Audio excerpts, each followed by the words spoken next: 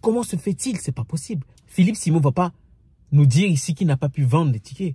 Non, je ne comprends pas comment se fait-il que cet événement est vide. Il y a peu de gens. Je pense que vous avez entendu l'événement Back to Africa.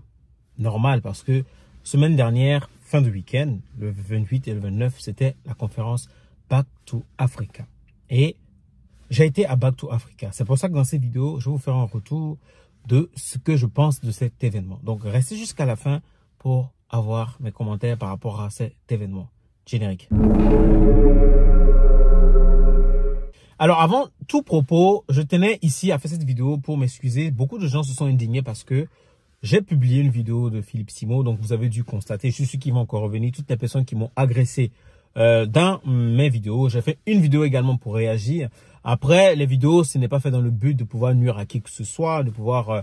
de toute façon, à mon niveau, je peux rien faire à Philippe Simon. Je peux pas... Enfin, je suis admiratif. C'est comme vous avez remarqué, je dis c'est mon mentor, sans qu'il ne le sache. Et je pense qu'il inspire beaucoup de gens. On a juste fait ça, on a été maladroit. Donc, veuillez m'excuser. Donc, si Investir au pays passe ici, si Philippe Simon, tu as vu ma vidéo, ça me ferait plaisir que tu puisses réagir sous ma vidéo. Et en tout cas, toutes les personnes qui m'ont agressé, c'est Dieu qui vous regarde. Bref, j'ai vu quand même des commentaires bienveillants. En tout cas, je vous remercie. Et honnêtement, j'allais faire cette vidéo pour vraiment donner mon point de vue par rapport à cet événement, Back to Africa. C'était un rêve pour moi d'assister à Back to Africa. Je dis rêve, et il y a certaines personnes que j'ai vues dans les commentaires qui négligent cet événement ou qui crachent sur cet événement-là, sans pour autant savoir ce qui se passe réellement. Alors, Back to Africa, comme le dit le nom, c'est permettre ou montrer aux gens, à toutes les personnes qui ne croient pas en Afrique, que tout est possible. Le rêve africain est possible. Aujourd'hui, on nous a toujours parlé du rêve américain, du rêve européen, mais le rêve africain est réellement possible. C'est pour ça qu'il y a beaucoup d'entrepreneurs européens, américains, qui investissent aux États-Unis.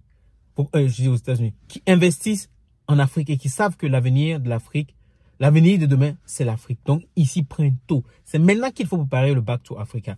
Alors, l'événement, ça s'est déroulé sur 2 jours. Alors, quand je suis arrivé à cet événement, j'ai vu une queue vraiment monstre. Pour toutes les personnes qui étaient, ils pourront venir confirmer, par exemple, dans les commentaires, une queue à un point finir.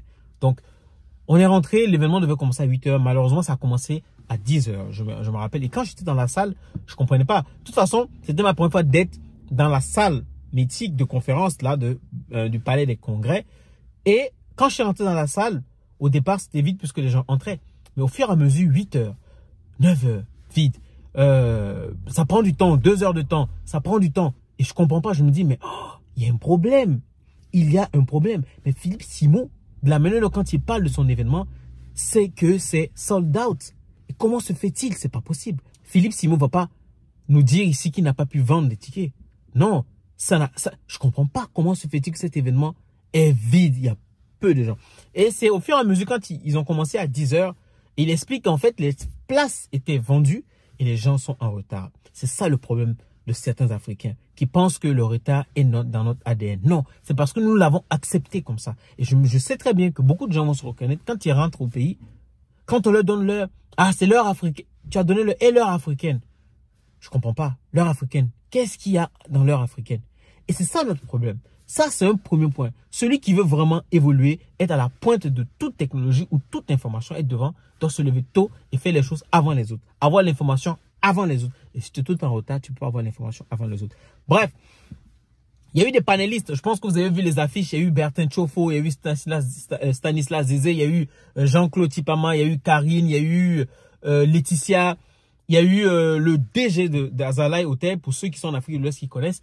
Il y a eu beaucoup de gens, mais vraiment de diverses nationalités, Afrique centrale et Afrique de l'Ouest. Et je trouve que ça a été des panels, des interventions très riches en apprentissage et riches en émotions. Il y avait beaucoup d'émotions dans cet événement. En tout cas, pour moi, j'ai ressenti beaucoup d'émotions parce que j'avais l'impression d'être parmi les miens. J'avais l'impression d'être parmi les gens avec qui je partage les mêmes visions, la même pensée et les mêmes projets. Et mon objectif pour le fait que j'ai assisté à ça, c'était de vraiment vivre cette expérience-là et de venir me construire un réseau et rencontrer des gens avec qui je pourrais investir, des gens qui ont la même vision que moi et qui ont pratiquement les mêmes projets que moi. Et c'est ce que j'ai vu. Il y a eu aussi, j'ai participé notamment à la masterclass de Bertin Chauffeau le premier jour. Et je pense que c'était la masterclass qui était la plus attendue. Et honnêtement, cette masterclass, j'ai trouvé que Bertin Chauffeau il parlait à cœur ouvert. Il nous a donné les secrets des milliardaires en Afrique. Et que beaucoup pensent que il faut d'abord être milliardaire pour devenir milliardaire. Non. Il y a des stratégies, il y a des secrets. Honnêtement, je pense aussi que Bertin Chauffeau offrait des formations. Il allait faire ça le comble à ces formations. Parce que l'Afrique, on sait tous que l'Afrique a besoin de se transformer. Et la transformation des matières premières en Afrique, je pense que si on arrive à le faire, l'Afrique va exploser. On va créer beaucoup d'emplois et on va apporter de la valeur ajoutée financière à l'Afrique. Bref, donc voilà. Et sans parler de tout ce qui est événement, tout ce qui était coaching, etc., il y a eu aussi des stands, il y a eu aussi des auto-entrepreneurs. Parce que Back to Africa est une vitrine pour les entrepreneurs et toutes les entreprises qui veulent se faire voir et qui veulent scaler leur business. Et je pense que c'est ce qui s'est passé. Je pense que la prochaine fois, quand je serai à Back to Africa, je vais aussi amener mon business là-bas avec ma femme, bien évidemment, pour la vente de piments et d'épices, pour aussi faire du sold out. Et j'espère que vous serez nombreux à cet événement-là. Donc, voici un peu mon ressenti. J'ai apprécié l'ensemble. Mais ce que j'ai reproché, c'est qu'on a commencé en retard. Mais Philippe Simon a dit qu'il va rectifier le tir et que la prochaine fois, il va commencer à l'heure. Il n'aura plus de pitié et que même s'il y a 5 personnes dans la salle, il va commencer avec les 5 personnes. Mis à part ça, le petit point qui m'avait dérangé, c'est que Philippe Simon nous avait promis qu'on allait prendre des photos avec le trophée des 1 million d'abonnés. Mais finalement, ce trophée était conditionné de d'abord payer le t-shirt d'investir au pays à 20 € avant de pouvoir prendre une photo avec Philippe et le trophée. Alors après, peut-être que c'était une manière de pouvoir limiter le nombre de personnes pour que Philippe, c'est vrai, il peut être fatigué, Philippe ne soit pas trop qu'il n'y ait pas trop de gens sur lui à son stand, mais je trouve que c'est quand même c'est un peu trop quoi. Enfin, moi je trouve que c'est un peu trop. Mais bref, c'est pas le sujet de ma vidéo. Faut pas que les gens vont venir, les gens du continent, comment ils m'ont agressé sur les 2 dernières vidéos.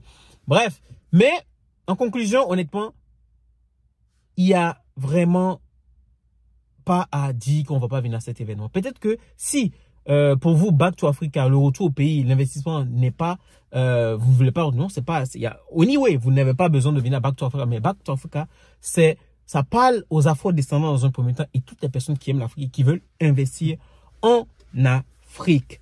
Voilà.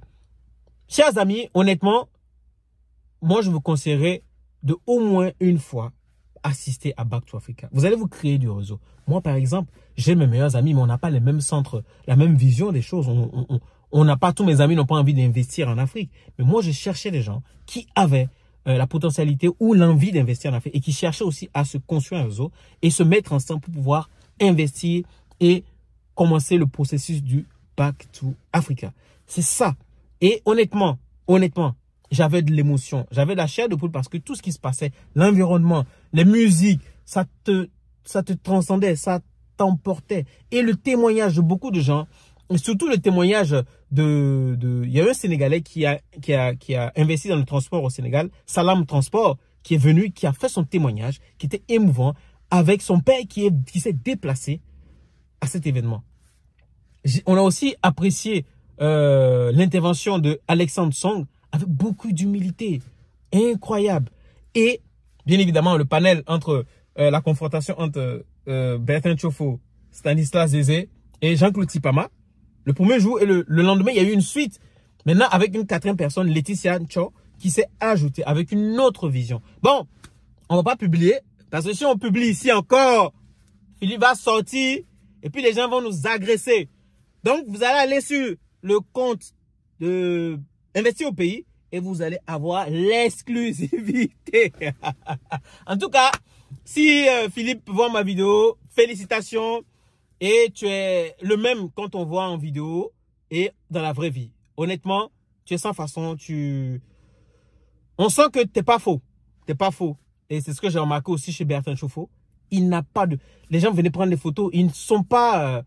Ils ne se disent pas qu'ils sont milliardaires ou ils sont millionnaires et qu'il faut se mettre une barrière. Non, non, non, non, pas du tout, pas du tout. Et j'espère que j'aurai l'occasion de discuter avec toutes ces personnes-là en intégrant Back to Africa et en suivant la formation.